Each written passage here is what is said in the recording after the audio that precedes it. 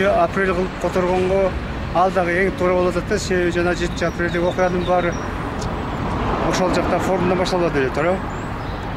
Мисалы үчүн мен каршы эмесмин болсо туура, бирок ошо бир көчөлөрдө 5-6 кишиге бөлбөй, ошо Шабдан Баатыр сыяктуу эле 7 апрелге бир жакшы чоң, жакшы элге көрүнгөн орто жердеги көчөдөн койсо жакшы болмок да. Мисалы үчүн мен каршы эмесмин. Ал Шабдан Баатыр деле тарыхый инсан да. Ал аны калтырыш керек. Жөн эле бул баягы эле чоңдордун политикасы да болчу. Кайра эле өзүлөрүнүн чөнтөгүнө бир нерсе чүргөнгүлө. Анын кандай айырмасы бар? 7 апрелге башка көчөлөрдү таппай, ошол жакшынакай улуу кишинин атын кайра 7 апрелге коюңдар. Бир жагынан туура эле.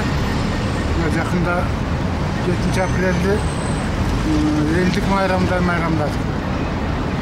Алардын кылган эмгеги зор болуп атат. Жаңы турмуш башталгандай болуп атат. Чын эле жеңиш болуп, жаңы турмуштун башталышы болуп атат. Алмастырса болот. Ордунда эле калса жакшы болмок ошол көчөнүн аты. Аталып калгандан кийин ошол көчөнүн аты эле жакшы.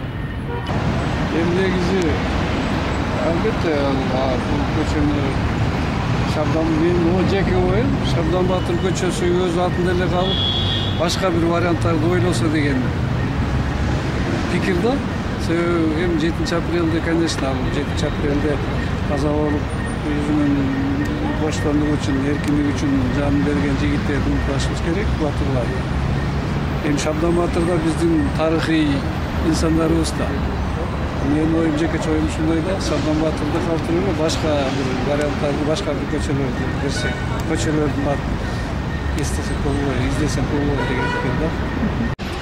Ал боюнча деле маалыматым жок, бирок мындай эл кандай десе ошого эле макулмун деп ойлойм. Шабдан бул кыргыз элинин бир мезгилиндеги элди башкарган, элди тойгузган, элди караган бир баатырлардын бири болгон.